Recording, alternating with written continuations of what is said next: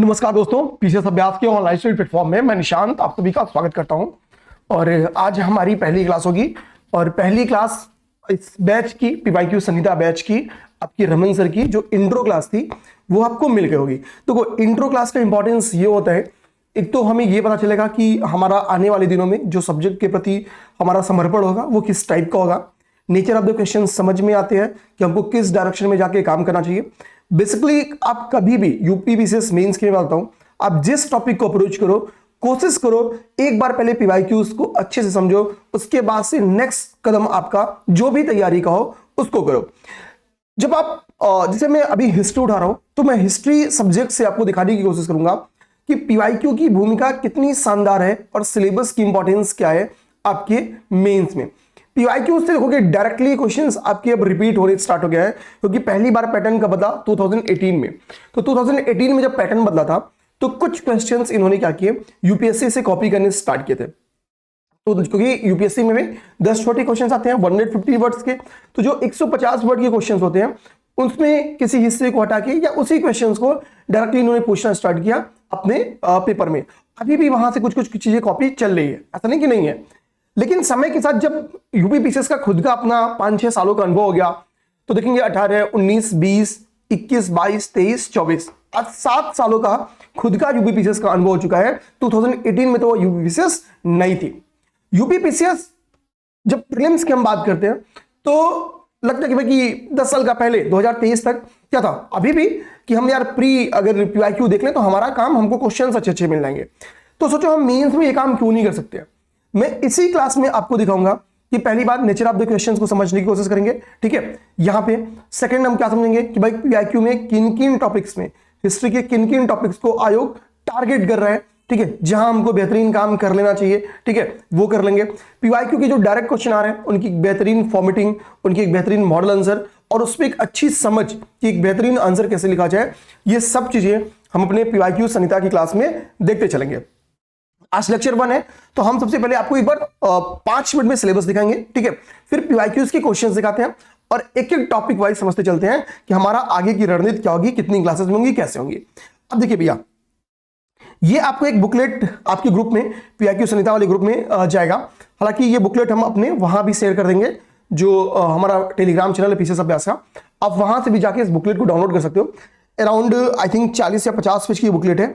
इसमें page number 21 तक prelims के हमने क्या किया है, सिलेबस को पॉइंट वाइज डिवाइड किया था।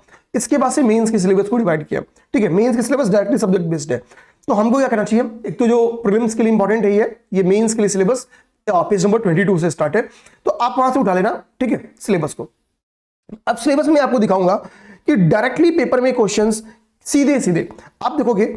आपका सिलेबस, आपके सिलेबस का पहला पॉइंट क्या कहता है, आपके सिलेबस का पहला पॉइंट है कि भारतीय संस्कृति के इतिहास में प्राचीन काल से आधुनिक काल तक के सभी कला रूप, साहित्य एवं वास्तुकला के महत्वपूर्ण पहलू शामिल होंगे। मतलब पहला टॉपिक क्या कहता है कि भाई हम जो भारतीय संस्कृति, जो इंडियन कल्चर है, इंडियन कल्चर के इतिहास में प्राचीन काल से लेकर मॉडर्न हिस्ट्री तक, ठीक है, एंशिएंट टू मिडिवल तक जितने भी कला रूप है, जितने भी आर्ट फॉर्म्स है, जितने भी लिटरेचर्स है, आर्किटेक्चर्स है, ठीक है, इन सभी महत्वपूर्ण पहलू पे हम क्या करेंगे, क्वेश्चंस को शामिल करेंगे।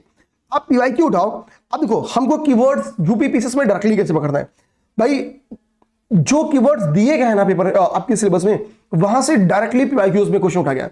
वास्तुकला पे आप देखो हर साल क्वेश्चंस बन के आए, वास्तुकला की किसी न किसी सेगमेंट पे हर साल क्वेश्चंस बने हुए हैं, ठीक है, लगभग हर साल क्वेश्चंस बने। लिटरेचर्स अभी मैं आपको दिखाऊंगा कि लिटरेचर से कितने क्वेश्चंस बन के आए, ठीक है। बाकी भी कला रूप पे भी क्वेश्चंस है, ऐसा नहीं है कि आर्ट एंड कल्चर में बस यही वास्तुकला और साहित्य है, क्वेश्चंस आपकी मूर्तिकला पे भी है। बट अभी पेपर कितना दिन हुआ होते हैं और हर साल आर्ट एंड कल्चर पे 1 से 2 मैक्सिमम क्वेश्चंस होते हैं, ठीक है। तो सिंपल सी बात है कि क्वेश्चंस की संख्या आर्ट एंड कल्चर में या एंशिएंट हिस्ट्री ही हम पूरी उठा लें, वो एंशिएंट और मिडिवल का, तो उस ड्यूरेशन में कितनी क्वेश्चंस बन सकते हैं।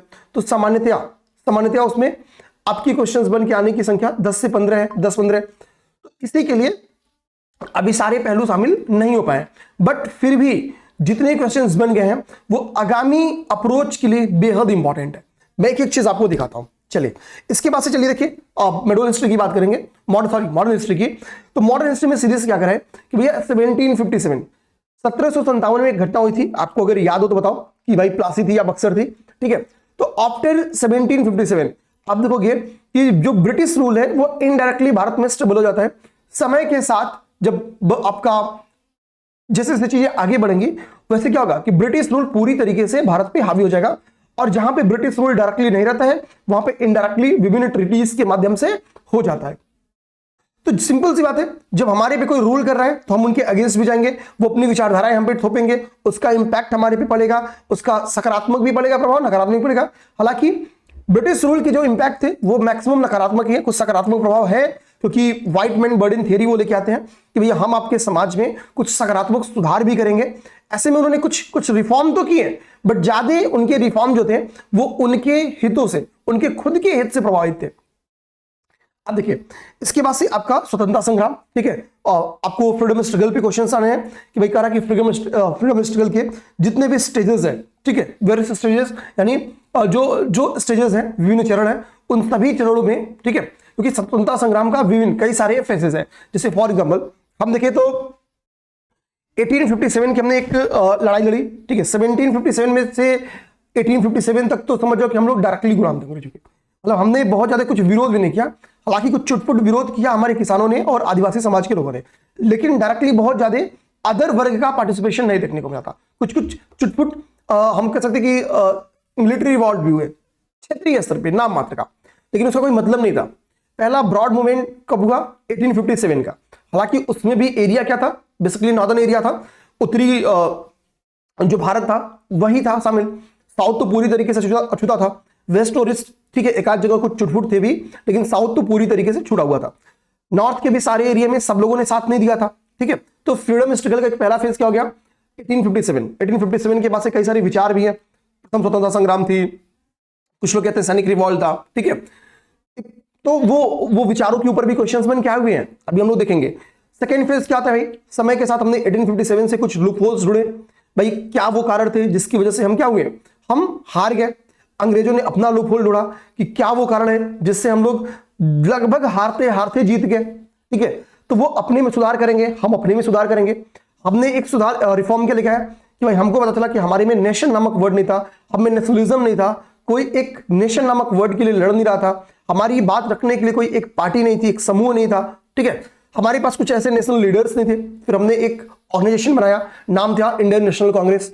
इंडियन नेशनल कांग्रेस में दो फेजेस समय के साथ आएंगे, जिसको हम लोग कहेंगे एक तो एक्सट्रीमिस्ट, समय के साथ 1907 के बाद इनका प्रभाव बढ़ जाता है, ठीक है। और एक आपका नरम दल था, ठीक है। अब देखिए इनमें भी जाके समय के साथ ये दोनों लोग क्या करेंगे अपने हिसाब से, पहले नरम दल के लोग, ठीक है, वो किसी तरीके से क्या करेंगे कि नेशनल मूवमेंट को लीड करेंगे, थोड़ा थोड़ा रिफॉर्म्स करवाएंगे, ठीक है, मांग करके। समय के साथ एक्सट्रीमिस्ट रहेंगे, ठीक है, गरम दल के लोग आएंगे, वो तेजी से रिफॉर्म की कोशिश करेंगे, ठीक है, वो अपने तरीके से मांग करेंगे। वो सब चीजें हम लोग समय के साथ देखेंगे। तो सिंपल सी बात है, फिर इनमें डिस्प्यूट होता है, ठीक है, इनमें डिस्प्यूट होगा, फिर कांग्रेस कमजोर होगी। फिर 1916 के बाद से कांग्रेस ऊपर जाना स्टार्ट करेगी, ठीक है। इस बीच में आपका जो दौर है वो हम लोग कह सकते हैं कि क्रांतिकारी चरण है, बेसिकली हम कह सकते हैं, ठीक है। क्योंकि कांग्रेस का कमजोर होना अपने आप में जो क्रांतिकारी स्वभाव के लोग थे उनको लीडरशिप का अभाव मिला और वो फिर अपने हिसाब से मूवमेंट को लीड करने लगे, ठीक है। ये घटना क्रांतिकारी जो स्वतंत्रता संग्राम था इसकी सेकेंड फेज भी स्टार्ट होती है जब गांधीयन मूवमेंट स्टार्ट होता है। तो नेशनल नॉन कॉपरेशन मूवमेंट जो फर्स्ट हम लोग कह सकते हैं कि ब्रॉड मूवमेंट था गांधी जी का, तो उसको जब एकाएक वापस आफ्टर चौरी चौरा घटना, ठीक है, तो जब 1922 के स्टार्ट में ही होता क्या कि गांधी जी की वजह से, गांधी जी के जो भाषण थे, जो एक कुशल वक्ता थे गांधी जी, तो गांधी जी में लोग एक चीज समझते थे कि भाई कि गांधी जी एक तो मूवमेंट लीड करके आए थे, ठीक है, प्लस उन्होंने कोई मूवमेंट स्टार्ट करने के पहले भारत घूम के भारत को समझा, तो गांधी जी एक बड़ा मूवमेंट तैयार कर लिया और कुछ चुटपुट मूवमेंट ऑलरेडी हो चुके थे जिसपे गांधी जी को सफलता भी मिल चुकी थी, ठीक है। एग्जाम्पल हम लोग जानते हो, चंपारण हुआ, खेड़ा हुआ, ऐसे बहुत सारे मूवमेंट्स थे, ठीक है। तो किसानों और हम लोग कह सकते हैं कि जो मजदूर वर्ग था इनमें गांधी जी का एक सकारात्मक प्रभाव भी बढ़ चुका था।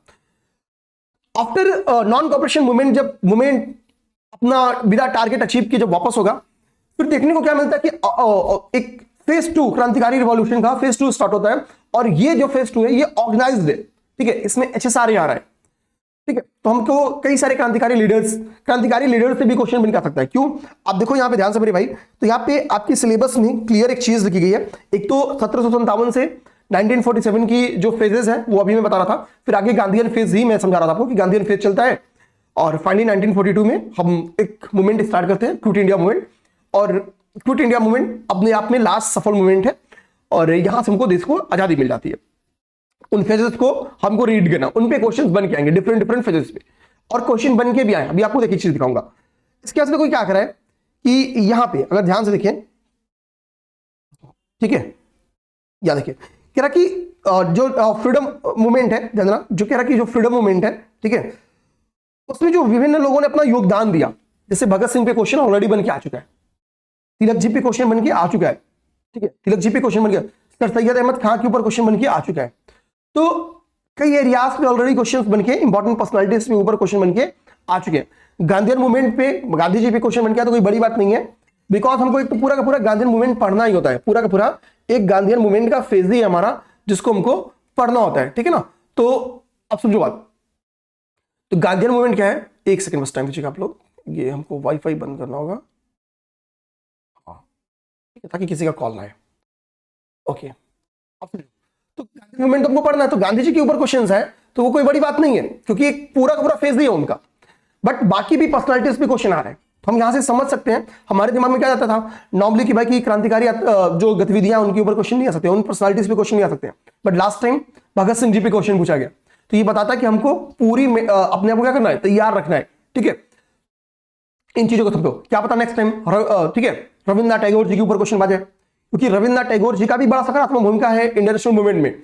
और सबसे बड़ी बात, टैगोर जी और गांधी जी के बीच में विचारात्मक द्वंद्व भी है, टारगेट सबका एक ही है, भारत का उत्थान, लेकिन एजुकेशन मोड क्या हो, विभिन्न ऐसी चीजें हैं जिनके ऊपर टैगोर जी और गांधी जी के बीच में एक हम लोग कह सकते हैं कि बारीक लाइन भी है।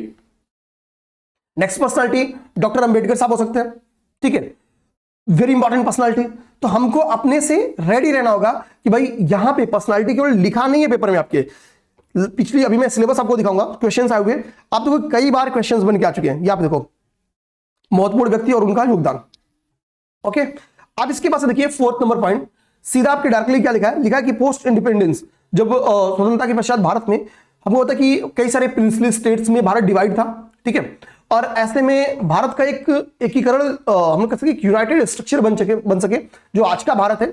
तो प्रिंसली स्टेट्स बहुत सारे थे, तो बहुत सारे लोगों को हमने समझा बुझा के डरा धमका के बिफोर 1947 मर्ज करा लिया था, तीन को छोड़ के सबको इजिली मर्ज करा लिया था, तीन पे बहुत एफर्ट लगे थे, मतलब बाकी का तो एटलीस्ट हो गया था। मेनन साहब और पटेल जी की भूमिका बहुत ज्यादा इंपॉर्टेंस थी।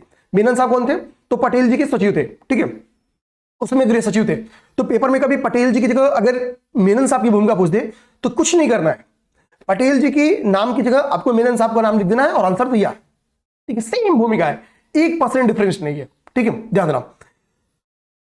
तो आप देखोगे कि डायरेक्टली इसी स्टेटमेंट पे, आपकी इसी टॉपिक पे, कि पोस्ट इंडिपेंडेंस में क्या था कि जो देश का अंदर एकीकरण करना था या और उसका जो पुनर्गठन करना था, एकीकरण करके जिसका देश का एक फिर से रिस्ट्रक्चर करना था जो देश को, उसके ऊपर क्वेश्चन। तो प्रिंसली स्टेट्स हमको होता कि 567, अगर मैं सही हूं तो लगभग इतने प्रिंसली स्टेट्स थे, हम लोग कह सकते हैं छोटे मोटे और भी चुटपुट काउंट कर लोगे तो ज्यादा ही होंगे, इनको मिला के आधुनिक स्ट्रक्चर दिया गया। सबसे बड़ी भूमिका पटेल जी की। 2018 और 23 back to back questions, importance समझो। अभी मैं आपको दिखाऊंगा, इसके बाद से देखो पेपर में आपके डायरेक्टली इंडस्ट्रियल रिवॉल्यूशन है, डायरेक्टली लिखा है, आपको दिखाऊंगा कि 2 टाइम्स क्वेश्चन, एक बार इसी इंडस्ट्रियल रिवॉल्यूशन का भारत के इंपैक्ट पूछता है और एक बार इसी इंडस्ट्रियल रिवॉल्यूशन का को यूके से संदर्भित कराता है, ठीक है, ध्यान रखना। फ्रांसीसी क्रांति पे क्वेश्चन आ चुके हैं, जहां तक मैं सही हूं तो 2 बार यहां से भी क्वेश्चन आ गया। वर्ल्ड वार के दोनों फेजेस को बहुत ही अच्छे डायमेंशन से टैकल किया है, यहां भी पर्सनालिटी पे भी क्वेश्चन गया है, मुसोलिनी और हिटलर दोनों पे क्वेश्चन आ चुके हैं, ठीक है, ध्यान देना। हाँ, हालांकि बाकी अभी जो टॉपिक है इसका, जैसे उपनिवेशवाद या, ठीक है, यानी हम लोग कह सकते हैं कि इन चीजों पे भी थोड़ा सा अछूता है, यहां पे भी सोशलिज्म पे, नाजिज्म पे, फासिज्म पे, ठीक है, थोड़ा अभी इन एरियाज पे उन्होंने क्वेश्चंस नहीं दिया है, बट इन फ्यूचर ये भी डायरेक्टली टॉपिक टारगेट कर सकते हैं, खासतौर पे ये जो एरियाज है यहाँ पे, ठीक है, इन एरियाज पे। ओके, चलिए अब मैं आपको क्या करता हूं, ये तो आपका सिलेबस हो गया, 4 पॉइंट्स हो गए, 5 पॉइंट्स, ये आपके 5 पॉइंट्स हो गए जीएस पेपर 1 में हिस्ट्री की सिलेबस। ठीक है, अब मैं क्या करता हूं, आपको सीधा आपके क्वेश्चंस पे लेके जाता हूं। ठीक है, इस बार हम पूरी कोशिश मेरी है कि हम बाइलिंगुअली आपको पूरी कोशिश क्या हम देंगे बाइलिंगुअल आपको पूरी इन 614 क्वेश्चंस की हम नोट्स प्रोवाइड करेंगे आपको, तो बिल्कुल परेशान नहीं होना है। इन पूरे 614 क्वेश्चन के आपके नोट्स आपके हाथ में होंगे और विश्वास मानो बहुत ही बेहतरीन नोट्स हम प्रिपेयर कर रहे हैं आपके लिए। ठीक है, मार्केट की कोई भी पीवाईक्यू इक्वल नहीं आएगी हमारी, इस बात का गारंटी देता हूं।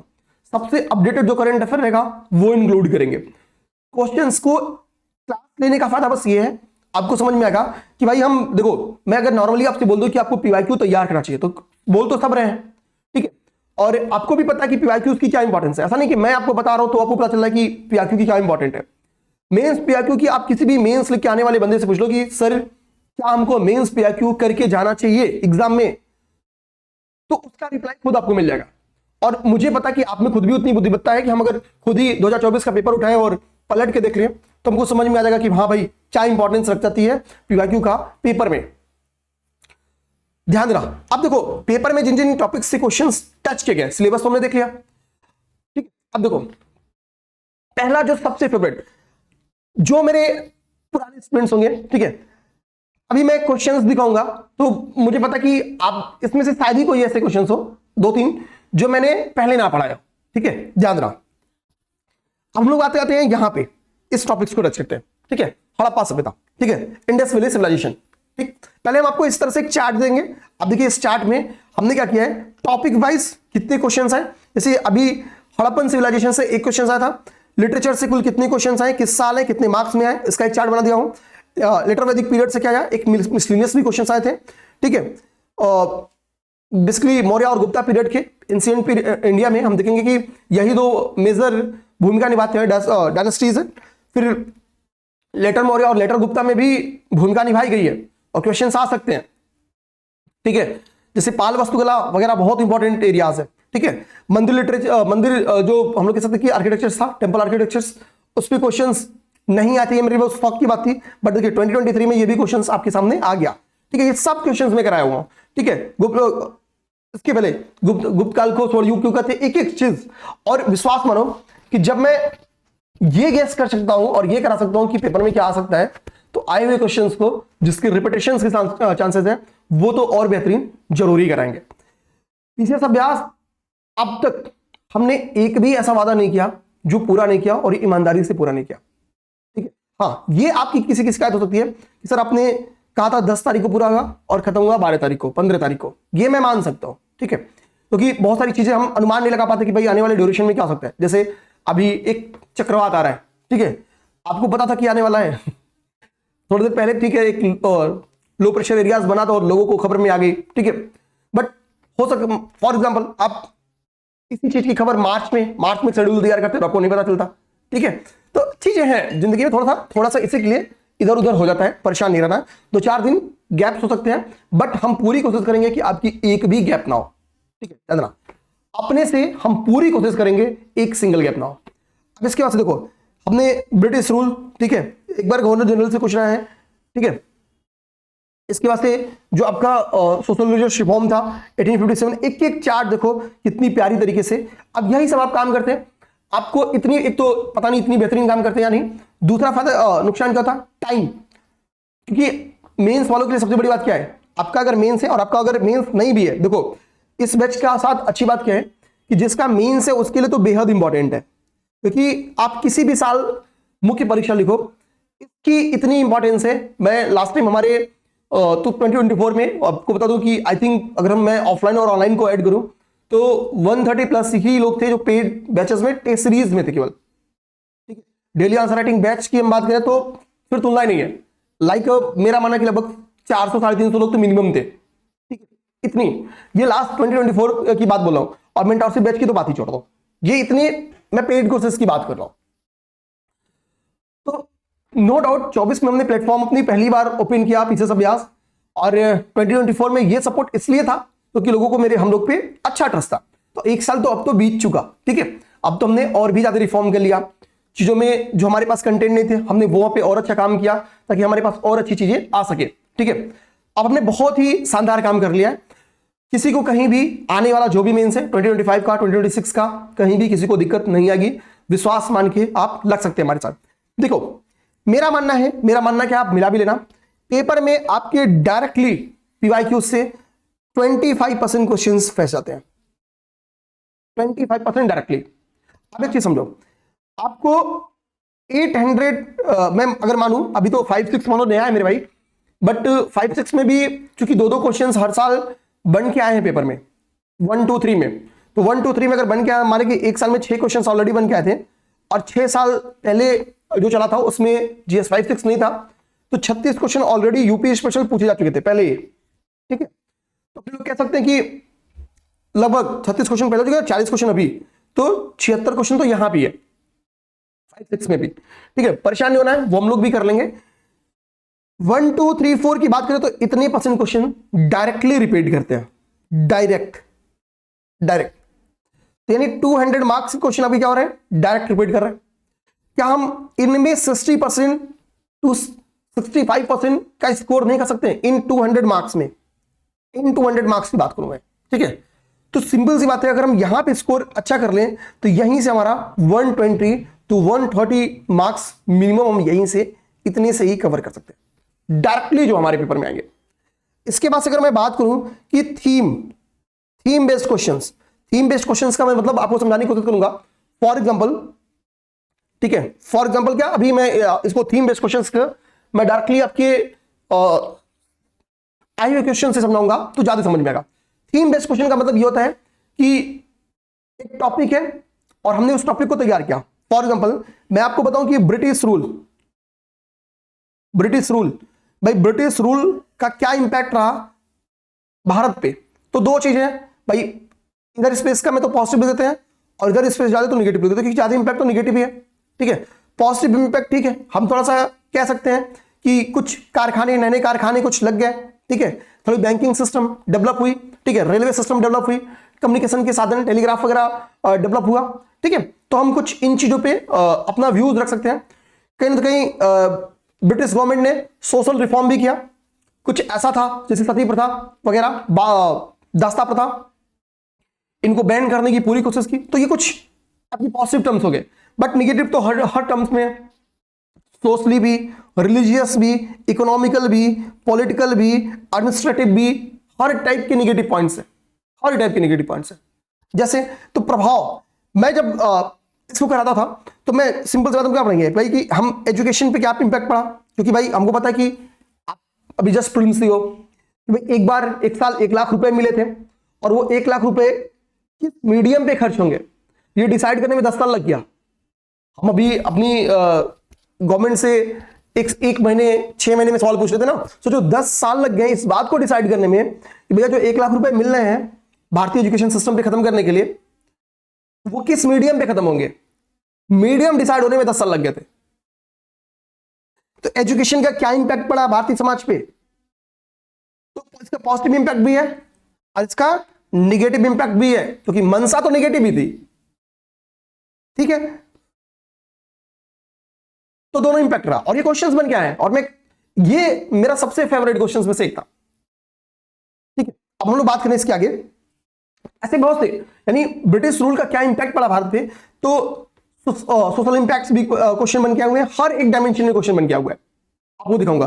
तो हमने मान लो फॉर एग्जांपल कि ब्रिटिश रूल, हमको पता चल गया कि भाई एजुकेशन के ऊपर क्वेश्चन बन के आया है, तो कल को क्या हमारे दिमाग में ये आता कि यार कि ब्रिटिश रूल का क्या एजुकेशन पे इंपैक्ट पड़ा आ सकता है, तो कल चांस है कि यार कि आर्थिक इकोनॉमी पे क्या इंपैक्ट पड़ा आ जाए, एग्रीकल्चर पे क्या इंपैक्ट पड़ा आ जाए, ठीक है ना, इंडस्ट्रियल रिवॉल्यूशन का हम पे क्या इंपैक्ट पड़ा आ जाए। तो ऐसे क्वेश्चंस हम सोच सकते हैं, तो हमारा एक तो उन टॉपिक्स को तैयार करना हमारे लिए इजी हो जाएगा। हमको फॉर एग्जांपल पता चल गया कि भाई वर्ल्ड वॉर 2 के कारण पे क्वेश्चन आ गया, तो क्या नेक्स्ट चांस हम दिमाग में ये नहीं सकते वर्ल्ड वॉर 1 पे भी क्वेश्चन आ जाए, क्या वर्ल्ड वॉर 2 के कारण पे क्वेश्चन आ गया तो क्या इसका क्या आउटपुट निकला, क्या इसका परिणाम निकला, ठीक है, क्या वहां पे क्वेश्चन बन के नहीं आ सकते हैं। ठीक है, वर्ल्ड वॉर 2 के होने में बहुत सारी पर्सनालिटीज की डायरेक्ट भूमिका मानी जाती है, नाजीवाद, फांसीवाद, ठीक है, इन विचारधारा को पोषित करने वाले लोग। इटली और जर्मनी का एकीकरण हुआ, एक बार मान लो कि जर्मनी की एकीकरण, उसके यूनिफिकेशन पे क्वेश्चन अगर आ जाए एकीकरण पे, तो क्या अगली बार इटली पे नहीं आ सकता है? सिंपल सी बात है। तो ये क्वेश्चंस भी हम इजीली जाके कर सकते हैं, ठीक है। अब बात आती है कि अगर हम इसकी बात करें तो थीम बेस्ड क्वेश्चन, और इन क्वेश्चंस का रेफरेंस कहीं ना कहीं कंटेंट्स हमको हम पूरी तरीके से तो नहीं बोल सकते हैं, बट हाँ इनके कंटेंट्स लगभग हम फिर भी कहें कि लगभग 50 to 60% कंटेंट आपके निकल जाते हैं पुराने क्वेश्चन से। तो अगर हम इन क्वेश्चंस को, और इनकी संख्या लगभग 50% होती है, थीम बेस्ड क्वेश्चन की संख्या लगभग 50%, 20% 25% क्वेश्चन ऐसे आते हैं जो ठीक है, जो आप पीवाईक्यूज में नहीं देख पाते हो, लेकिन जब मेंस आपका रहता है तो आप इनसे भी 2 कदम ज्यादा बढ़ के काम करते हो। क्योंकि जैसे मान लो 2025 में मेंस है, तो 25 के मेंस में मैं तो आपसे केवल आपकी जिंदगी का 1.5 घंटा डेली मांग रहा हूं ना, 1.5 आवर, ठीक है, केवल 1.5 घंटे देना आपको। कितने दिन? केवल 3 महीने, 3 महीने 1.5 घंटे दे दो। इससे 2 फायदे होंगे, एक तो आंसर राइटिंग से डर खत्म, आंसर्स लिखने कैसे समझ में आ जाएंगे, पीवाईक्यूज के आंसर्स आपके पास चले जाएंगे, उसको प्रिंट करा के अपने पास रख लो, जब भी मेंस लिखोगे काम आएगा, जब भी मेंस लिखोगे काम आएगा। और आपका मेंस जब भी रहेगा तो हम तो हैं ही साथ में। जैसे इसी बार अभी मान लो 25 का मेंस है, तो हमने टेस्ट के थ्रू, फॉर एग्जांपल अभी हमने सब पेपर के 2-2 टेस्ट निकाले हैं, 6 पेपर से, तो 6 पेपर्स के भाई 6 पेपर से ना, तो पर पेपर आपके 20 क्वेश्चंस, ठीक है, और हर पेपर का 2 क्वेश्चन, मतलब 2 पेपर, एक पेपर के हमने 2-2 पेपर किए, तो 6 2 12 पेपर से हमारे पास, ठीक है, और एक पेपर में 20 क्वेश्चन हो गए। तो भाई इतने क्वेश्चन तो आई थिंक, अगर मेरा गणित सही है तो यही आएगा 240। इतने क्वेश्चन तो हम आपको टेस्ट सीरीज से दे रहे हैं। तो चीजें हैं, मतलब आपके पास सब चीजें मौजूद है, ठीक है, आपका जब मेंस रखा। लेकिन मैं ये कब कहूंगा, टेस्ट सीरीज आप तभी ज्वाइन करना मेंस की, जब आपका मेंस रहे, या आपको लगे कि मुझे अपनी मेंस तैयार कर लेनी 26 के लिए। इसलिए आने के लिए आप कोशिश करो यहां से पहले 10-15 क्लास, 20 क्लास देख लो। क्लासेस जो भी ज्वाइन करेगा, वादा करो सबको देखनी है क्लास, नोट्स प्रिपेयर करने, शॉर्ट नोट्स भी अपने बनाते चलो भाई, फुल नोट्स हम आपको देंगे ना, मेरे साथ एक संक्षेप में फॉर्मेटिंग बनाते चलो, ताकि 640 क्वेश्चंस के आपके पास मैक्सिमम 150 पेज में आपके पास नोट्स हो। नेक्स्ट टाइम जब प्रीलिम्स आप दो तो पलट के, जब तक लोग बोले कि मेंस का रिजल्ट, प्री का रिजल्ट कब तक आएगा, आप पलट के काम खत्म कर लो। इस बार का 1.5 घंटे में आपके पास नोट्स बन गए, बाकी आपका टाइम है, यूज करो पॉजिटिव उसको, ठीक है ना। आते भाई ऊपर आते हैं कि क्वेश्चंस को देखना स्टार्ट करते हैं।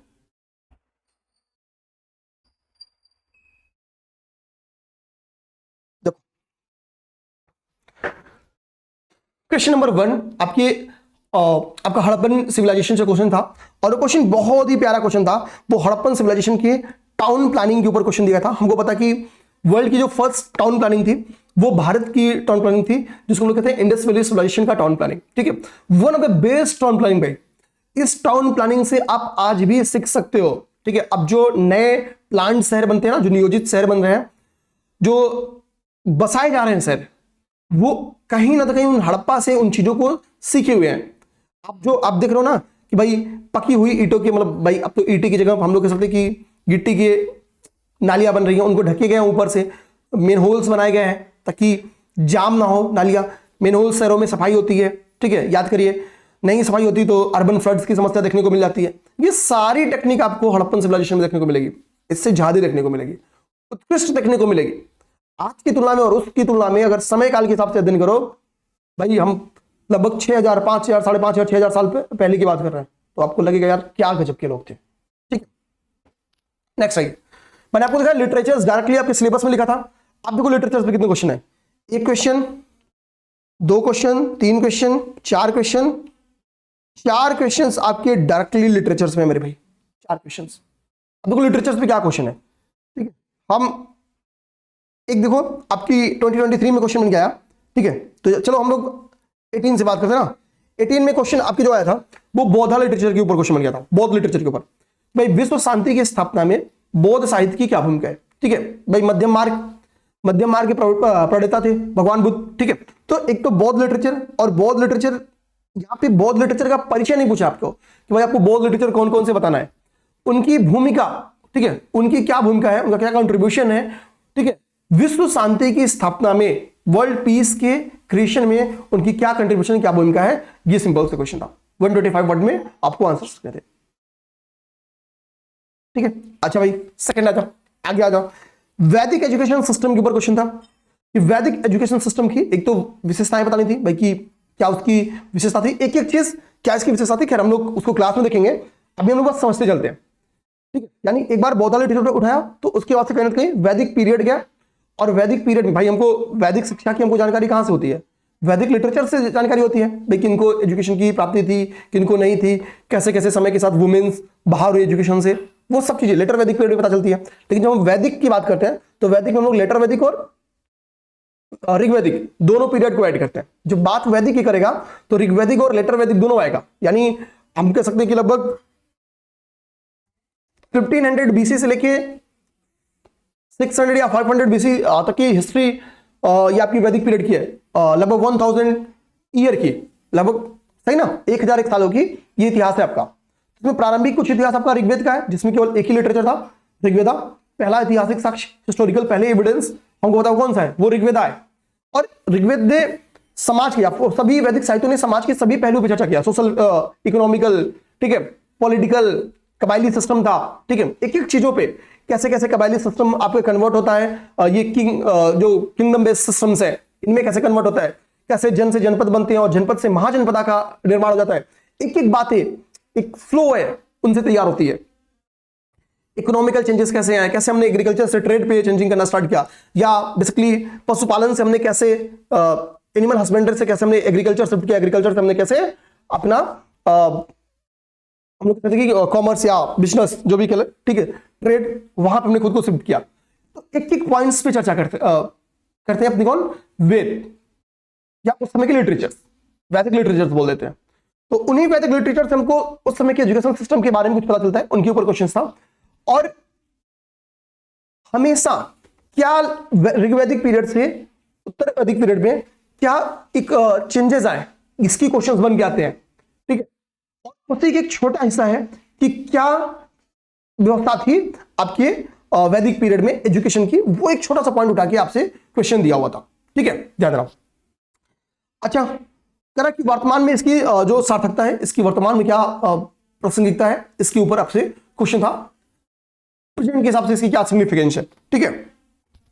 वैदिक लिटरेचर में आप देखो भाई, अब खैर ऐसा कोई डाटा तो नहीं मिलता कि कितनी परसेंट वुमेन्स लिटरेट थी, बट भर भर के एग्जाम्पल्स मिलते हैं, भर भर के एग्जाम्पल्स मिलते हैं, और ये एग्जाम्पल समय के साथ कम मिलने लगते हैं, ठीक है। और आज हम लोग कोशिश कर रहे हैं कि वुमेन एनरोलमेंट बढ़े, एनईपी का टारगेट है कि भाई अब तो एडी चोटी का जोड़ लगा दे रहे हैं कि भाई हायर एजुकेशन में, अब तो किसी तरीके से प्राइमरी हमने संभाल लिया, बट आज भी हायर एजुकेशन अपनी समस्याओं से जूझ रहा है, ठीक है। आगे देखिए, वैदिक लिटरेचर की आप बात करते हो तो एक आपको एक भारत का एक बाउंड्री देती है, बताएगी पर्वतों के बारे में, भाई उत्तर में ये है, ठीक है। अब हिमालय की मुजवंत पर्वत से हमने पढ़ा कि भाई हमने सोमरस की प्राप्ति की, ठीक है।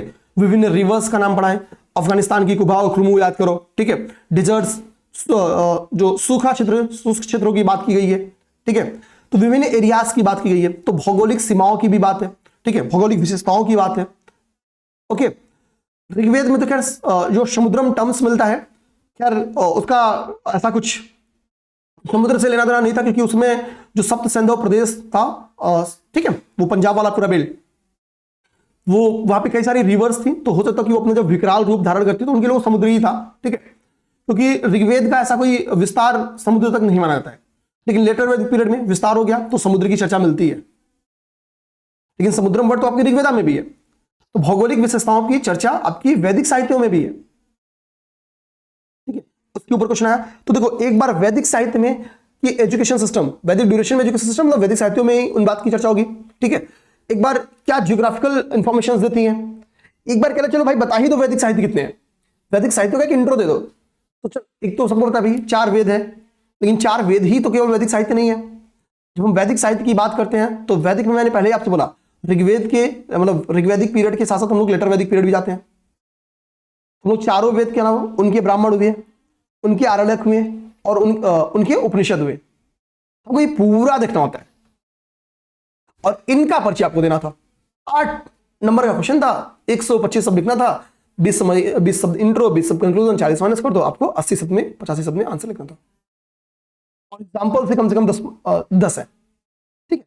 तो बहुत केवल इसमें बताना था आपको एक एक चीज, मैक्सिमम आप एक एक वर्ड भाई ऋग्वेद इस चीज से संबंधित इनकी जानकारी देता है।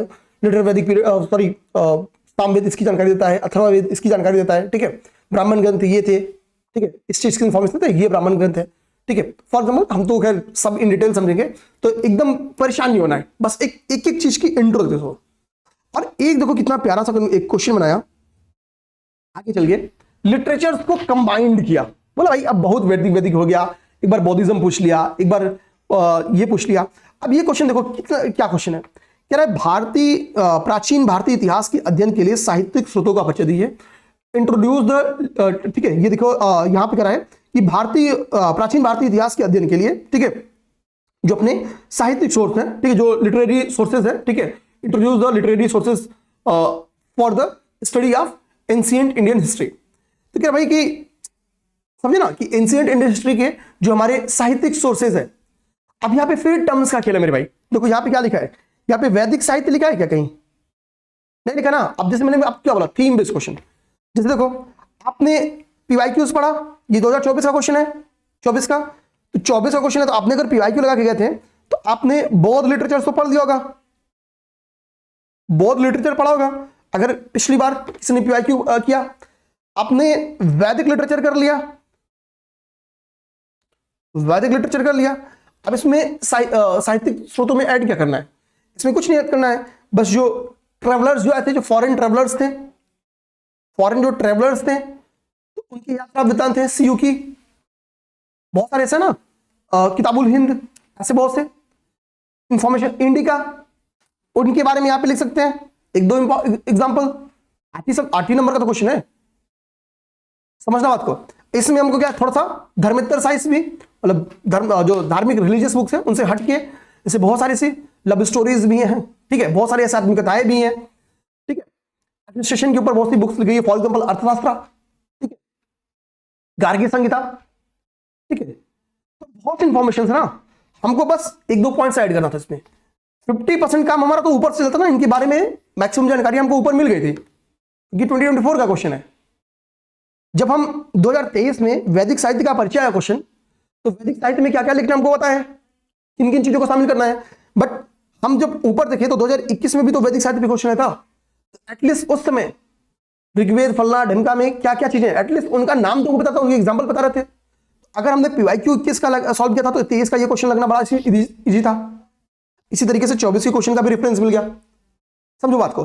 तो चीजें हैं, मैंने क्या बोला कि भाई एक बार जब बहुत साइड पे क्वेश्चन आ गया तो सिंपल सी बात है भाई, लिटरेचर्स में क्वेश्चन पहले बहुत साइड पे आ गया तो ये चिल्ला के बता रहा है कि नेक्स्ट बारी किसकी है,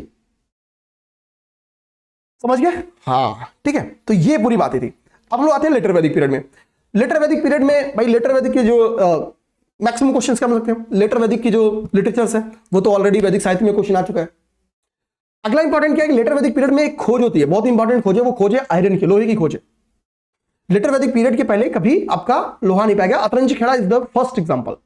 ठीक, अब लोहा जब आता है तो लोहा क्या करेगा, सोशल और इकोनॉमिकल रिफॉर्म करेगा। अब किसी को मारना है तो तलवार लोहे का बनेगा और सॉलिड तरीके से चलेगा, कई गला काट सकता है, तो युद्धों में यूज होगा, एग्रीकल्चर में यूज होगा। तो जब वार्स में और एग्रीकल्चर में जब लोहे का यूज होगा तो साम्राज्य विस्तार होगा। जैसे आज क्या है, आज मान लो कि भाई कि लोग क्या कहते हैं कि हमको संवर्धित यूरेनियम चाहिए, तो संवर्धित यूरेनियम के लिए यूरेनियम हो, फिर टेक्नोलॉजी हो, तब संवर्धित यूरेनियम हो जाएगा, फिर परमाणु बम तैयार हो जाएगा, फिर तुम्हारा साम्राज्य। अमेरिका ने कैसे साम्राज्य तैयार किया, ऐसे ही। तो भाई इसी तरीके से सॉलिड हथियार, जिसके कोई मान लो एक 80 किलो का आदमी है, कोई 85 किलो का है, एक कोई और मेटल का तलवार लेके आ रहा है, एक लोहा का एकदम गढ़ के धारदार लेके आ रहा है, मारेगा कौन, 80 किलो वाले के, समझ ना। तो मतलब आयरन्स ने क्या भूमिका अदा की समाज और अर्थव्यवस्था में, क्योंकि इकोनॉमी और सोसाइटी कहीं ना कहीं उससे बहुत इंटरलिंक है। जब इकोनॉमी बूस्ट करेगी तो समाज में खुलापन ऑटोमेटिकली आ जाता है, ऑटोमेटिकली समाज में खुलापन आ जाता है। तो लोहे की क्या इंपॉर्टेंस थी सामाजिक आर्थिक विकास में, बहुत प्यारा सा टॉपिक है, बहुत प्यारा टॉपिक, ठीक है। और ये मैं जब भी कराता रहा हूं मेंस के लिए, तब तो मैं कराता रहा हूं, मतलब ये क्वेश्चंस कोई भी मेरा पुराना स्टूडेंट नहीं होगा जो ये कहे कि नहीं कराया मैं, ठीक है, ध्यान देना, बहुत ही प्यारा। अभी इसको एक ही बार उठाया गया है और लेटर वैदिक पीरियड का मुझे लगता है ये सबसे इंपॉर्टेंट, क्योंकि अब यहीं से यहीं से महाजनपदा की नींव पड़ जाती है, यहीं से महाजनपदा, क्योंकि ये सोर्स सारे कहां पे थे, ये आयरन कहां पे था, मगध में था। तो मगध के उत्थान में इसी की भूमिका है। कभी भी हमको मगध का इमरजेंस देखते हैं तो हमको लोहा सबसे पहला पॉइंट है। लोहे और हाथी का होना सब कुछ दे दिया मगध को जो मगध चाह सकता था। ठीक है ना। अब देखिए भैया, आर्ट एंड कल्चर में मैंने आपसे बोला कि वास्तुकला तो डायरेक्टली टॉपिक लिखा है।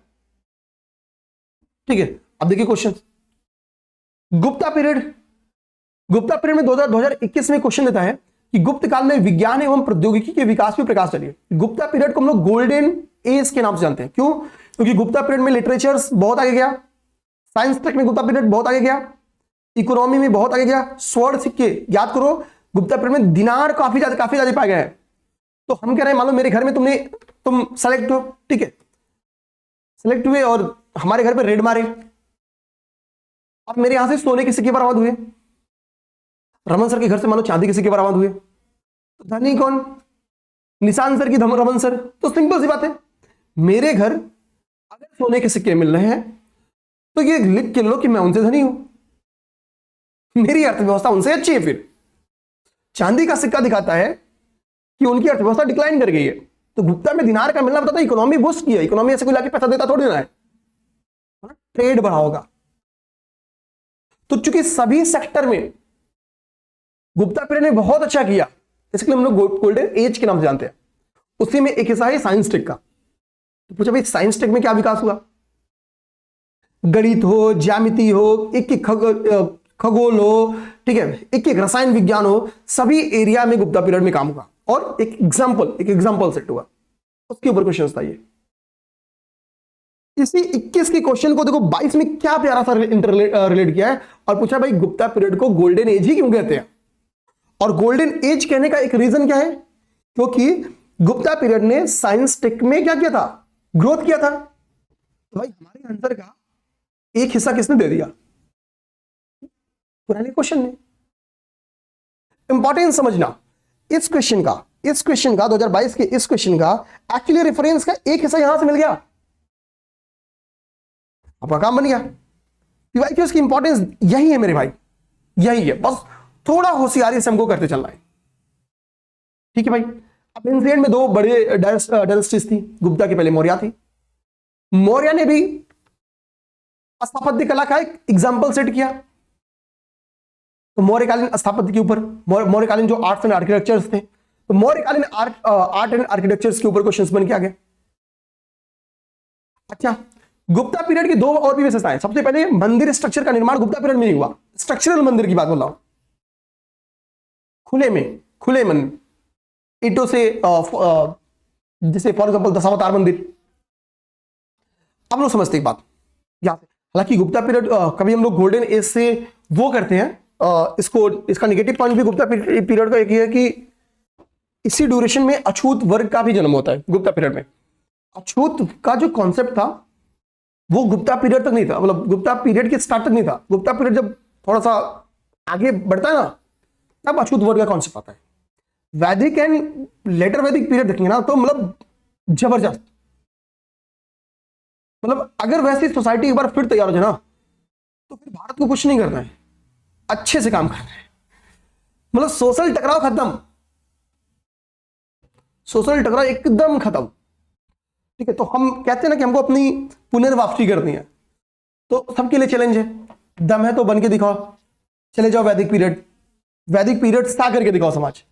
तो उसमें एक लोग के करने से, सबके करने से होना है। ठीक है, खैर वो हमारे लिए बातचीत का मौका नहीं है। अब आते हैं हम लोग मंदिर स्थापत्य की तीन प्यारी शैलियां हैं। नागर नॉर्दर्न की, साउथ की द्रविड़, और बीच की बेसर। ये इतनी प्यारी शैली, मतलब इतनी इंपॉर्टेंट टॉपिक जिसका कोई हिसाब ही नहीं है। उसका एक प्यारा सा टॉपिक नागर दे दिया। अभी नागर वाला क्वेश्चन रिपीट नहीं किया है और मैं श्योर हूं 24 में भी नहीं आया, 4 से 25 में वापस इसी नागर शैली का यही क्वेश्चन या तो रिपीट कर दे या तो द्रविड़ शैली पे क्वेश्चन बना के दे दे, या नागर और द्रविड़ के बीच में तुलना करवा दे 12 नंबर में। क्या डिफरेंसेस है भाई बताइए। तो चोल वास्तुकला पे क्वेश्चन दे दे। चोलकालीन मंदिर मतलब समझ जाओ अपने आप में महानतम मंदिरों में से एक है। आर्ट कल्चर के उस टॉपिक को टच कर दे।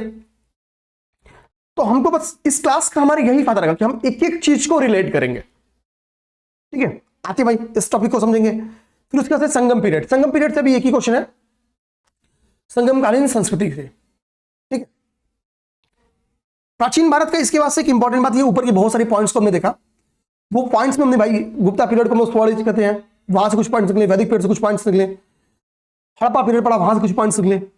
इन्हीं पॉइंट्स पे, इन्हीं से जो ये हम लोग कह सकते हैं कि जो एंशिएंट इंडियन नॉलेजेस हैं, इनमें से कुछ पॉइंट्स निकाल के हम लोग ये साबित कर सकते हैं कि भारत क्या था, विश्वगुरु था। पॉइंट से तो बता दें भारत विश्वगुरु था, ऐसा थोड़ी ना कि किसी किताब में लिखा भारत विश्वगुरु था तो हम विश्वगुरु हो गए। हमने दिखाया है, हम सबसे पहले सभ्य थे।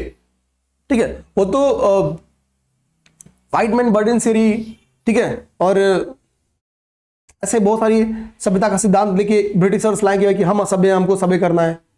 ठीक है, तो हम असभ्य नहीं थे। ठीक है, समय के साथ सोशल चेंजेस ऐसे हुए कि भारतीय समाज में कुरीति आई, इसमें कोई दो राय नहीं है। और कभी भी कुरीति आती तो समाज का टॉप पोजीशन ही हमेशा दोस्ती होता है, इसमें कोई दो राय नहीं है, क्योंकि सब चीजें आपके हाथ में थी, आप सही रहते तो सब कुछ सही करते। ठीक, आप समझो, तो हमने सब कुछ, हमारा तो ऑलरेडी सब कुछ सही था। ठीक है, हम सभ्य थे, हम कभी भी बर्बर नहीं थे, हम सभ्य थे। उन्हीं सभ्यता के बिंदुओं के आधार पे, उन्हीं नॉलेज के बिंदुओं के आधार पे हम अपने आप को विश्व, दशमलव हमने पहले दिया ना, 0 हमने दिया, पाई हमने दिया।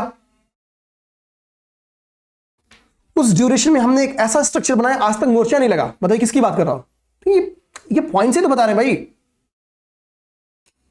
ये पॉइंट से बता रहे हैं कि आप सोचिए ना, आप जिस स्वास्तिक का यूज आज करते हो, हड़प्पा में उस स्वास्तिक के सिंगल्स मिले, ठीक है, सिंबल्स मिले, सॉरी। बहुत सही है, जिस शहर की आज आप कल्पना करते हो, आज के 5-7 हजार साल पहले, 5,000 साल पहले हड़प्पा में देखने को मिलते हैं। ठीक है ना, चलिए, उन्हीं के आधार पे हमको बताना है विश्वगुरु था। तो ऊपर से बहुत सारे पॉइंट्स निकल जाते हैं, जिससे हम लोग ये क्वेश्चन भी करने का पर्याप्त पॉइंट्स हमको मिल जाते हैं। आगे भैया, आगे कह रहा है 2018 का एक क्वेश्चन था, ब्रिटिश रूल के ऊपर इंपैक्ट बेस्ड। 2 क्वेश्चन मैंने बांटा है। एक कह रहा है कि भाई 200 सालों तक अंग्रेजों ने शासन किया, पहले 100 सालों में हमको उन्होंने शामिल नहीं किया, अगले 100 सालों में उन्होंने कुछ शासन में हमको शामिल किया। तो कह रहा है इस 200 सालों के शासन व्यवस्था में, ठीक है, भारतीय अर्थव्यवस्था के मेरुदंड को ब्रिटिश शासन ने क्या किया, करा कि भारतीय अर्थव्यवस्था के मेरुदंड को क्षतिग्रस्त किया। ब्रेन ड्रेन थियरी याद करो, किसके द्वारा दिया गया, क्यों दिया गया? भाई पहले तो आप हमारे यहां व्यापार करने बुलियंस लेके आते थे, बाद में आपने हमारे ही लोगों को कंट्रोल किया। जब बंगाल, बिहार, उड़ीसा का जो एरिया था, जो अखंड बंगाल था, हम लोग कह सकते हैं, जब हम बंगाल की बात करते तो आज का बंगाल, आज का बांग्लादेश, आज का असम, आज का बिहार और आई थिंक उड़ीसा का कुछ पार्ट शामिल होता था। इतना बड़ा बिहार था, सॉरी बंगाल था। कल्चरली इसी के लिए बंगाल, बिहार, ये सब मतलब कल्चरली अपने से बहुत एक दूसरे से इंटरकनेक्टेड है। आप समझो, वहां पे जब इतने बड़े बेल्ट पे कंट्रोल पाते थे, सबसे फर्टाइल बेल्ट था। पहले बुलियंस लाते थे, अब यहाँ पे इकोनॉमी को उन्होंने रेगुलेट कर लिया। अब यहाँ के कच्चे माल को हम ही से सस्ते में खरीदते थे, उसको उठा के बेचते थे, कहाँ, विदेश में। वहां का इंडस्ट्रियल रिवॉल्यूशन हो गया, उधर का तैयार माल ला के फिर हमको दे देते, भाई लोग खरीदो। कमाने दे नहीं रहे हो और अपना बनाने भी नहीं दे रहे हो, हमको उल्टा खरीदना है। यानी हम उत्पादक से क्या हो गए, उपभोक्ता हो गए। स्टोन एज में क्या था भाई, हम पहले क्या थे, कंज्यूमर थे, धीरे धीरे प्रोड्यूसर बनना स्टार्ट किया। भाई पहले हम कंज्यूमर थे, उपभोक्ता थे। समय के साथ हमने फूड गैदरिंग एंड हंटिंग करना स्टार्ट किया। नौपाषाण काल, न्यूलिथिक पीरियड आते आते हमने क्या किया भाई, एग्रीकल्चर करना स्टार्ट कर दिया और हम प्रोड्यूसर बन गए। लेकिन अंग्रेजों ने फिर से हमको वही आदि मानव बना दिया, फिर से हम वही कंज्यूमर बन गए। हमारा हथकरघा इंडस्ट्री या टॉप की इंडस्ट्री थी।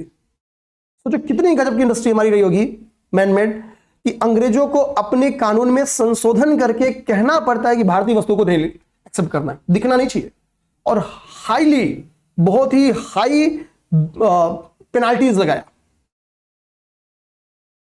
इसलिए हम कहते हैं हम विश्वगुरु थे। ठीक है, समझना बात को, ठीक है। तो समय के साथ, लेकिन उनका जब इंडस्ट्रियल रिवॉल्यूशन हुआ, बहुत सारी चीजें जैसे हुई, उन चीजों से हमने क्या किया, हमको इन्होंने क्या किया भाई, केवल और केवल एक कंज्यूमर बना के छोड़ दिया। ठीक है। जो हमारे हथकरघा इंडस्ट्री खत्म होती है तो ये मजदूर बनेंगे, ये अपने घर जाएंगे किसानों से, भाई बंटवारा होगा, सब किसान मजदूर बनेंगे, सोशल टकराव को बढ़ावा मिलेगा। ठीक है। इस बीच में फेमिन की स्थिति आएगी, फेमिन, अकाल, कईयों लाख लोग मारे जाएंगे, कईयों लाख, जिसकी गिनती नहीं है। हड्डियां ऐसे रोड रास्ते में पसरी मिलते थे, हड्डियां बिछी मिलती थी। ठीक है ना। तो इसी के लिए कहा जाता है कि अच्छे से अच्छा शासन, सॉरी, बुरे से बुरा अपना शासन अच्छे से अच्छे विदेशी शासनों से अच्छा होता है, मतलब अपना वाला अच्छा होता है, बुरा भी हो अपना अच्छा होता है। ठीक है, कुछ ऐसा ना एक स्टेटमेंट। ठीक है। हाँ, तो इसी के लिए स्वदेशी स्वशासन की कॉन्सेप्ट है। भाई अपना रहेगा तो समझेगा तो तुमको हड्डी तो नहीं बिखरी मिलेगी, जमीन आएगा तो देगा तो खाने के लिए, समझे ना। ठीक है, आते हैं गवर्नर जनरल। तो गवर्नर जनरल की दो भूमिका आपको देखने को मिलेगी। एक तो जो उधर का समर्पण लेके आए थे कि भैया हम जो रिफॉर्म करेंगे आपके लिए करेंगे, यानी ब्रिटिशर्स के लिए। भारत एक कॉलोनी थी, तो यहां पे कॉलोनिज्म को बहुत स्ट्रांग करेंगे, डिफरेंट डिफरेंट एरियाज को जीतेंगे, मर्ज कराएंगे, ट्रीटीज करेंगे, तो कॉलोनी क्या करेंगे, स्ट्रांग करेंगे। यानी ब्रिटिश शासन का, ब्रिटिश जो रूल है उसको और ज्यादा इसको एक्सपेंशन करेंगे। कुछ ऐसे आएंगे जो हमको रियायत देंगे, हमको स्वशासन उठा के देंगे, हमारी जनगणना कराएंगे, हमको हमारे प्रेस पे जो सैंक्शंस लगे हैं उसको फ्री करेंगे, हमारी बातें उठ सके, जुडिशरी सिस्टम में सुधार करेंगे। तो ऐसे भी लोग हैं। तो अभी तो क्वेश्चन बन गया किसके आया, लॉर्ड वेलेस्ली के ऊपर। पूरा चांस कल कर्जन के ऊपर क्वेश्चन है, पूरा चांस कल रिबन के ऊपर क्वेश्चन बन गया है। वो रेडी रहना होगा। एक दो ऐसे इंपॉर्टेंट जो और भी पर्सनालिटीज हैं उनको तैयार करना चाहिए, मेरा व्यक्तिगत ही मानना है। ठीक है, ये क्वेश्चन तो हम लोग कर ही लेंगे, बट और जो इंपॉर्टेंट है जिनको हमको देखना चाहिए वो मैं आपको जरूर दूंगा कि यार इन्हें हमको निपटाना होगा। ठीक है, नेक्स्ट आते भाई, आगे देखिए। हम लोग कि हम पहले सभ्य थे, बीच में हम असभ्य बन गए। हम पहले सभ्य थे, बीच में हम क्या होंगे, असभ्य बन गए। हजारों साल, कईयों हजार साल सभ्य रहने के बाद हजारों साल हम असभ्य भी रहे। रिजल्ट देखो, हमारे ही बीच से कुछ लोग आते हैं जिन्होंने इस बात की इंपॉर्टेंस समझी कि अगर फिर से हमको वही सभ्य बनाना है पुराना, तो हमको सोशल रिलीजियस रिफॉर्म करना होगा, समाज में भी सुधार करना होगा और धर्म में भी सुधार करना होगा। ठीक है, कैसे समाज में सुधार हुआ, कैसे धर्म में सुधार हुआ, किन किन लोगों ने मुद्दे उठाए, कैसे इंस्टीट्यूशनल रिफॉर्म किया गया, उसका क्या इंपैक्ट पड़ा, सब चीज समझेंगे। बट ये क्वेश्चंस करके, क्वेश्चन क्या था, 19वीं सदी में, ठीक है, 19th सेंचुरी में एक क्या देखने को मिल रहा है कि भैया एक पुनरुत्थानवादी आंदोलन, बेसिकली पुनरुद्धार या आंदोलन, ये सोशल रिलीजियस रिफॉर्म की बात कर रहा है। ठीक है, ठीक है। तो क्या इस मूवमेंट का डेवलपमेंट कब होता है, 19th सेंचुरी में होता है। इस मूवमेंट ने भारत के विकास में, डेवलपमेंट ऑफ इंडिया, भारत के विकास में कैसे योगदान दिया। ठीक है, इस मूवमेंट ने कैसे 19th सेंचुरी में हेल्प किया भारत का, भारत के डेवलपमेंट में, इसका वर्णन करना था। तो भारत के विकास में मतलब कैसा, भारत के सामाजिक विकास में, क्योंकि सामाजिक धार्मिक सुधार आंदोलन भारत का आर्थिक विकास डायरेक्टली तो नहीं बहुत इंपैक्ट पड़ेगा, पॉलिटिकली, लेकिन स्वशासन टर्म्स यहीं आया है, पहली बार स्वशासन टर्म्स यहीं से निकल गया है। पॉलिटिकली तो रिफॉर्म लोग कह सकते हैं कि डेवलपमेंट में किया, टर्म्स तो निकल गया। ये जो भी स्टेटमेंट बोला ना, बुरे से बुरा वाला, वो यहीं से निकल गया था। बुरे से बुरा देशी शासन अच्छे से अच्छे विदेशी शासन से अच्छा होता है। ठीक है, अब अंग्रेज आएंगे, क्या कह के व्हाइट मैन बर्डन थ्योरी, हम ही तुम्हारा सुधार कर सकते हैं। लेकिन हमारा सुधार उन्होंने ऐसा किया कि हमको लगा अब हमको इनसे मुक्ति पाना होगा। किसान परेशान, आदिवासी समुदाय परेशान, महिलाएं परेशान, सैनिक परेशान, राजा परेशान, जमींदार परेशान, सब परेशान। लेकिन कोई नेशन की वजह से नहीं परेशान है। मैंने आपसे बोला था कि नेशनलिज्म नामक वर्ड है ही नहीं। 1857 का रिवॉल्ट होगा। अब देखो 1857 के रिवॉल्ट से दो क्वेश्चन अब तक आ चुके हैं। 1857 के रिवॉल्ट से। वो दो क्वेश्चंस कौन से हैं? एक क्वेश्चन क्या कह रहा है, एक क्वेश्चन कह रहा है उसका हिस्सा है कि 1857 का रिवॉल्ट भारतीय इतिहास में एक निर्णायक मोड़ था, एक टर्निंग पॉइंट था, क्योंकि इसके बाद से हम लोग कह सकते हैं कि क्रांति टर्म्स तो बहुत ज्यादा हो जाएगा, क्योंकि क्रांति का मतलब होता है सिंपल सी बात कि शॉर्ट टाइम पीरियड में एक बड़ा चेंजिंग देखने को मिले।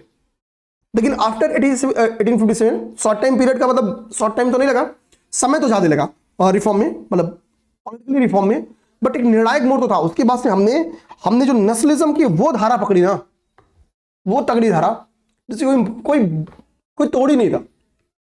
आप देखोगे कि आगे चल के कांग्रेस में विभाजन होगा, लेकिन कांग्रेस जुड़ेगी भी। भगत सिंह जी भले ही क्रांतिकारी मूवमेंट के सपोर्टर थे, लेकिन सोशलिज्म के भी बहुत बड़े सपोर्टर थे, गांधीवाद में विश्वास रखने वाले थे। ये इंपॉर्टेंट था। त्रिपुरी संकट हम पढ़ते हैं, बट राष्ट्रपिता से संबोधित भी किसने किया है? सुभाष चंद्र बोस जी ने। क्योंकि अब एक चीज कॉमन दुश्मन सबको पता था, भाई एक ही है, अपने का बाद में देख लेंगे, अपना संतोष। पूना पैक्ट, डॉक्टर अंबेडकर जी, ठीक है, सिंपल सी बात है, अगर वो नहीं समझे होते तो पूना पैक्ट कभी सफल ही नहीं होता। लेकिन अब देखोगे क्या टकराव और समर्थन, जब बात नेशन की है तो समर्थन देखने को मिलता है। ठीक है, 1857 पे दो क्वेश्चंस थे, इन दोनों क्वेश्चंस को अभी जैसे से क्लास की बारी आएगी हम लोग देखेंगे। फिर यहां से बारी आती है आपकी नेशनल मूवमेंट की। नेशनल मूवमेंट पे आप देखिए, एक तो डायरेक्टली आपकी क्विट इंडिया मूवमेंट के ऊपर क्वेश्चन आया, बन क्या है इसके वास्ते, बंगाल क्रांतिकारी आंदोलन का हम लोग कह सकते हैं कि धरती थी। ठीक है, तो सीधे कह रहा कि outline the development of the revolutionary movement in Bengal. Revolutionary movement का धरती क्यों थी? आप जितने भी रिवॉल्यूशनरी ऑर्गेनाइजेशन की नाम सुनते हैं, ऐसे सारे वगैरह बस छोड़ दीजिए, वो वहीं से निकले हैं, बंगाल से। क्योंकि सबसे ज्यादा जो ब्रिटिश रूल का जहर किसी ने पिया है तो बंगाल वाले बेल्ट ने पिया है, बहुत पिया है। फर्टाइल होने के बाद भी फेमिन का शिकार हुई है सबसे ज्यादा। तो बंगाल में क्रांतिकारी मूवमेंट के विकास को रेखांकित कीजिए। ठीक है, इस क्वेश्चन को भी हम लोग देख लेंगे। ये था नेशनल मूवमेंट के टॉपिक से। पर्सनालिटी बेस तिलक जी पे क्वेश्चन आ चुका है, भगत सिंह पे क्वेश्चन आया, सर सैयद अहमद खान पे क्वेश्चन आया। इंटरनेशनल मूवमेंट खैर आगे पर्सनालिटी भी रिपीट नहीं की है, बस एक पटेल जी की भूमिका रिपीट किया है, खैर वो पोस्ट इंडिया की बात है, वहां पे देख लेंगे। आइए यहां पे देखते हैं। कह रहे कि प्रेस की आजादी के लिए संघर्ष में तिलक जी की क्या भूमिका थी? भाई तिलक जी 2 टाइम्स जेल में गए, और रीजन क्या? प्रेस की वजह से। क्यों? अपनी मराठा में, अपनी केसरी में वो बातें ही ऐसे लिखते थे जिससे भारतीय जनमानस तो खुश होगा, भारतीय जनमानस में नेशनलिज्म को बढ़ावा मिलेगा, भारतीय जनमानस अपने ऊपर हो रहे अत्याचारों को समझ सकेगा, और अगर लोग जागरूक होंगे तो शासन तंत्र फेल होगा, तो जेल तो जाना पड़ेगा। ठीक है, तिलक जी बेस्ट पर्सनालिटी में, तिलक जी के योगदान मतलब, खैर यहां पे तो प्रेस की आजादी से ही डायरेक्टली रिलेटेड क्वेश्चन है, नहीं तो आप समझो कि कांग्रेस जो बाद में एक हो पाई ना, उसका भी सबसे बड़ा योगदान तिलक जी का है। गांधी जी ने जो इतना बड़ा मूवमेंट तैयार कर पाए आते ही, आपको नहीं लग रहा है क्या साबरमती आश्रम खोल लेने से इतना बड़ा मूवमेंट एस्टेब्लिश हो गया? नहीं, 1917 में कांग्रेस को एक करके दिया किसने? तिलक जी ने। अभी तो 1919 में लीडरशिप आ जाते हैं और समर्थन मिल जाता है। यही नहीं, जब गांधी जी पूरे भारत का भ्रमण करते हैं तो पाते क्या है कि होम रूल मूवमेंट की शाखाएं तो हर जगह है, गांव गांव में है, जहां पे कांग्रेस भी नहीं थी। कांग्रेस तो अर्बन एरिया में थी ना, अपर वर्ग के हाथ में थी, लेकिन गांव तक कौन पहुंची थी? तो वो पहुंची थी आपकी होम रूल लीग। और गांधी जी ने अपने मूवमेंट को ऑर्गेनाइज करने में, रूरल एरियाज तक भेजने में जिस लीग की सबसे बड़ी भूमिका ली वो था home rule league. Home rule league में भी तो तिलक जी का कंट्रीब्यूशन है। तो बहुत प्यारे टॉपिक है, मतलब तिलक जी यहाँ पे एक संदर्भित क्वेश्चन था प्रेस की आजादी। मुझे लगता है कि आने वाले ड्यूरेशन में तिलक जी के ऊपर ओवरऑल क्वेश्चन आ सकता है, नेशनल मूवमेंट में तिलक जी की भूमिका पे चर्चा करें। ठीक है, बहुत प्यारा क्वेश्चन बन जाएगा। भगत सिंह ने नेक्स्ट क्वेश्चन, जो रिवॉल्यूशनरी फिलॉसफी थी भगत सिंह जी की, उसके ऊपर था भगत सिंह जी के बारे में, क्योंकि देखेंगे इस समय के साथ इन्होंने समाजवाद पे अच्छे फॉलोवर थे, समाजवाद के मानने वाले थे, वर्ग विहीन समाज की कल्पना इन्होंने की थी, धर्म को लाइक ऑफ फेम मानते थे, क्योंकि ये मानते थे कि टकराव का मेन कारण क्या है, रिलीजन है। ठीक है, तो जब हम पढ़ेंगे टॉपिक्स को, जब हमारी बारी आएगी इस टॉपिक की, तो इस टॉपिक को हम लोग बहुत बढ़िया तरीके से समझ लेंगे। Modern education, sir Syed Ahmad Khan की भूमिका, सर सैयद अहमद खां की भूमिका आप इंस्टीट्यूशनल भी देखोगे, बहुत सारे वैचारिक तौर पे इन्होंने महिलाओं को भी एजुकेशन में शामिल किया, ऑर्गेनाइज तरीके से शामिल किया, ये हम लोग भूमिका देखेंगे। तो बेसिकली इतनी चीजें तो अभी दिया है। भूमिकाओं में सोशल रिलीजियस रिफॉर्म जो हुआ है उसमें भी इंपॉर्टेंट पर्सनालिटीज हैं। सोशल रिलीजियस रिफॉर्म में, उस सोशल रिलीजियस रिफॉर्म से भी इंपॉर्टेंट पर्सनालिटी आपके पेपर में क्वेश्चन दे सकता है। ठीक है, बहुत प्यारे प्यारे पर्सनालिटीज, मैं आपको बताऊंगा किन पे आपको अच्छी तैयारी कर लेनी चाहिए। ठीक है, इसके बाद से आता है गांधीयन युग, गांधीयन पीरियड। गांधी जी पे पहला क्वेश्चन बन के आता है 2018 में कि भारतीय राजनीति में गांधी जी का जो मध्यम मार्गीय दृष्टिकोण था, ठीक है, मध्यम मार्गीय दृष्टिकोण जो था एक्चुअली वो यही तो दृष्टिकोण था। गांधी जी एक टारगेट सेट किए, ये 11 सूत्री कार्यक्रम है, और इरविन साहब मान लो, नहीं तो हम क्या करने वाले हैं, हम सिविल डिसोबीडियंस मूवमेंट यानी सविनय अवज्ञा आंदोलन करने वाले। उनमें से लगभग पॉइंट्स, कुछ पॉइंट्स माने गए, कुछ पॉइंट्स इरविन ने नहीं माने, गांधी जी ने समझौता कर लिया। इरविन ने बोला भाई आपको सेकेंड राउंड टेबल कॉन्फ्रेंस में पार्टिसिपेट करना है, गांधी जी बोले यस, यही मध्यम मार्गीय दृष्टिकोण है, जो मिलना पहले ले लो। ठीक है, तो महात्मा गांधी की भारतीय राजनीति में मध्यम मार्गीय दृष्टिकोण का प्रतिनिधित्व करते हैं, इसका तर्कपूर्ण व्याख्या करना था। ठीक है, जो मिडिल पाथ अप्रोच है, ठीक है, in the political system, Indian political system. ठीक है, तो इसको लॉजिकली इसको एक्सप्लेन करना था, तो ये हम लोग देख लेंगे क्वेश्चन। वर्ण व्यवस्था पे गांधी जी के क्या विचार थे?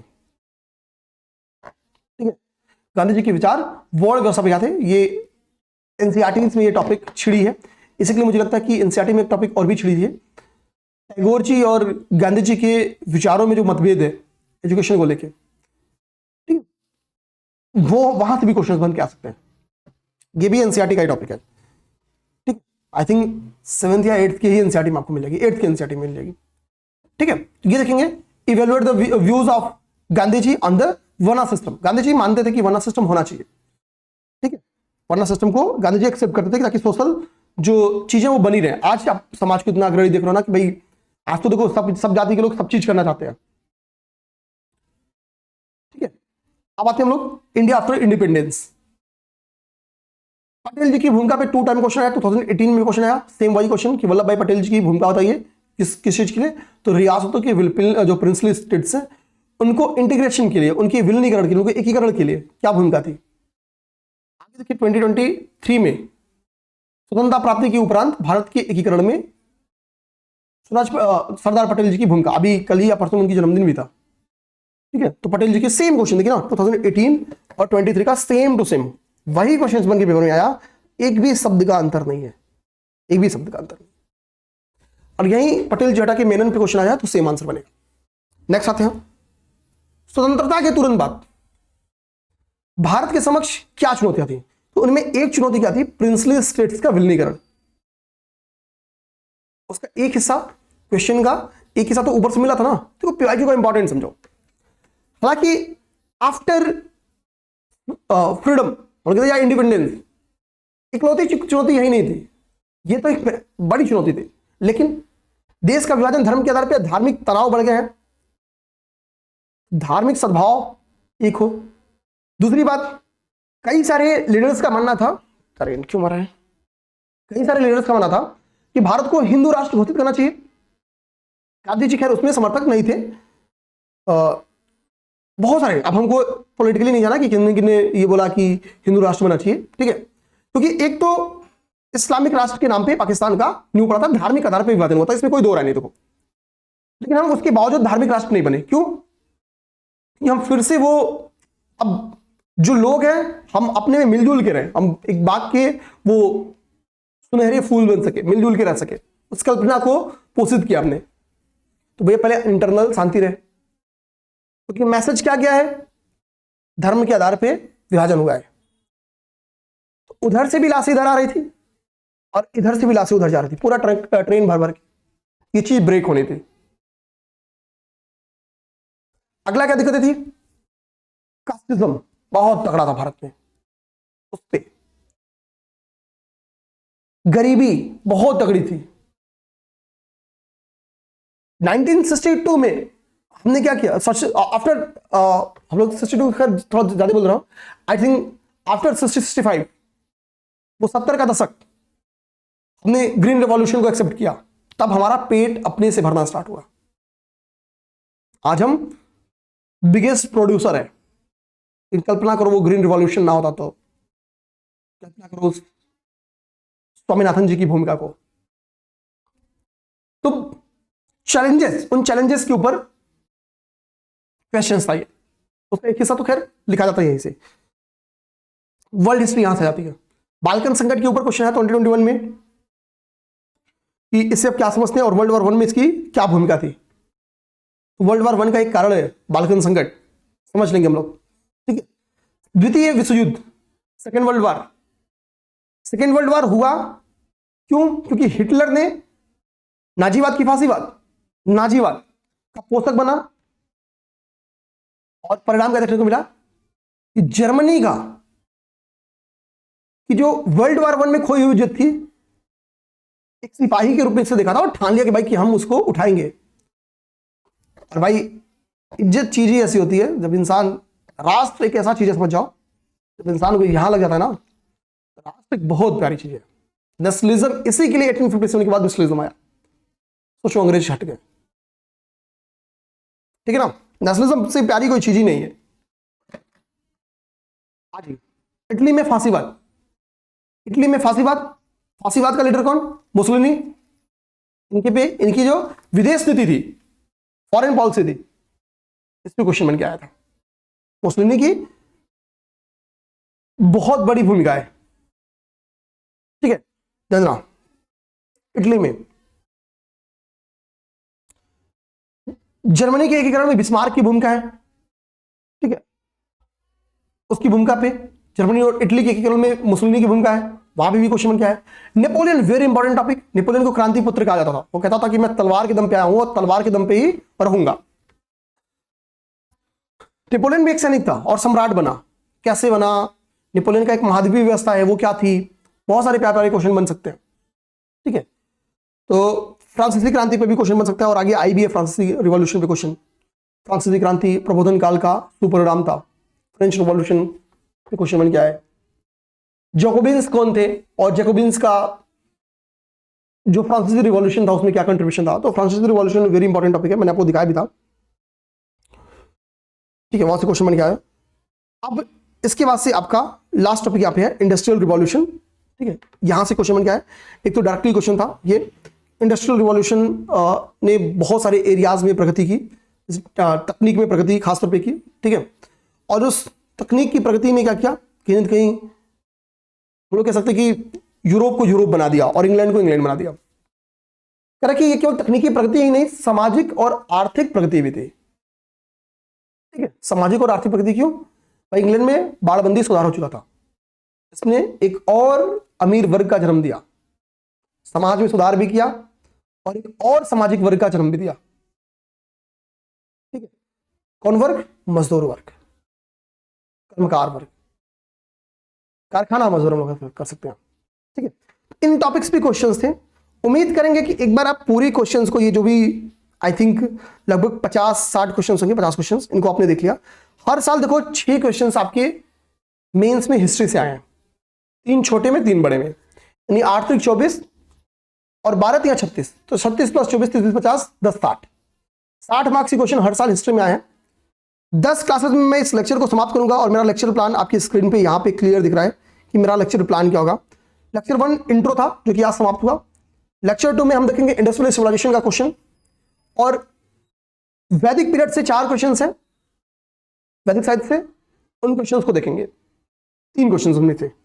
फिर लेक्चर नंबर 3 में वैदिक एजुकेशन वाला क्वेश्चन, बौद्ध लिटरेचर वाला क्वेश्चन और जो लोहे के इंपैक्ट वाला क्वेश्चन है, सामाजिक प्रभाव वाला क्वेश्चन। तो अभी चूंकि इनिशियली क्लास स्टार्ट हो रहा है तो बहुत ज्यादा नहीं खींचूंगा, ठीक है।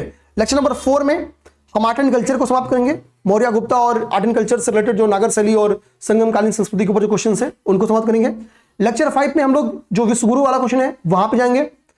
फिर भारतीय अर्थव्यवस्था में और शिक्षा पे क्या ब्रिटिश इंपैक्ट पड़ा, प्रभाव पड़ा, वेलेस्ली, पुनर्जागरण, इसको खत्म करेंगे। 6 में हम 1857 रिवॉल्ट और नेशनल मूवमेंट के क्वेश्चन को समाप्त करेंगे। लेक्चर 7 में हम कहा जाएंगे जो इंपॉर्टेंट हमारे फ्रीडम फाइटर्स हैं उनको, तिलक जी, भगत सिंह जी, सर सैयद अहमद खां, महात्मा गांधी जी, इनसे रिलेटेड क्वेश्चन को समझ करेंगे। हालांकि महात्मा गांधी जी भी क्वेश्चन थोड़ा एक तो अगर कहीं मैनेज नहीं होगा तो उसको नीचे भी शामिल करेंगे, मतलब अगर मान लो क्या क्वेश्चन 7 में का नहीं हो पाया 7 में 8 में शामिल कर लेंगे। 8 में क्या है, स्वतंत्रता के बाद भारत, तो इंडिया आफ्टर इंडिपेंडेंस, पटेल जी के ऊपर 2 क्वेश्चन है, दोनों एक ही क्वेश्चन, तो एक ही कर लेंगे तो अपना काम चल जाएगा, रेफरेंस रख लेंगे दोनों का। नेपोलियन पे भी एक क्वेश्चन है, ठीक है, और क्या चैलेंजेस हैं वो है, तो 3 ही क्वेश्चन है इंडायरेक्टली, 4 क्वेश्चन है, 2 रिपीटेड है तो 3 क्वेश्चन है। नीचे मैंने देखो लिखा है क्या है, विश्व इतिहास, प्रथम एवं द्वितीय विश्व युद्ध, ठीक है, यहां से लगभग 4-5 क्वेश्चन है, तो अगर हो सके तो इसके एक आध क्वेश्चन अगर छूट जाएंगे तो ऊपर 8 में शामिल कर लेंगे अगर कम टाइम में समाप्त हो जाएगा तो। लेक्चर 10 हमने क्या रखा है, फ्रांसीसी क्रांति और औद्योगिक क्रांति। तो ये हमारे लेक्चर प्लान है, और विश्वास मानो यहां पे 10 दिन आपको एक बार भी नहीं लगेगा कि आप परेशान हो, आपको चीजें समझ में नहीं आई, इस बात की गारंटी है मेरी। और पूरी कोशिश करूंगा आपके लेक्चर से इसी से आपका पूरा पैसा वसूल हो जाए, इसका मतलब केवल यही नहीं पढ़ाऊंगा, सब चीज पढ़ाएंगे, बट ये हमारा था लेक्चर प्लान। उम्मीद करेंगे मेरे भाई आपको सब चीजें समझ में आई, और कोई डाउट हो तो आप कमेंट बॉक्स में बता सकते हो। मिलते हैं नेक्स्ट क्लास में, और इस बैच से जुड़ने के लिए मैं यही कहूंगा, स्क्रीन पे जो नंबर जा रहा है ना घूम रहा है, उस पर संपर्क कर लो। मिलते हैं नेक्स्ट क्लास में। जय हिंद।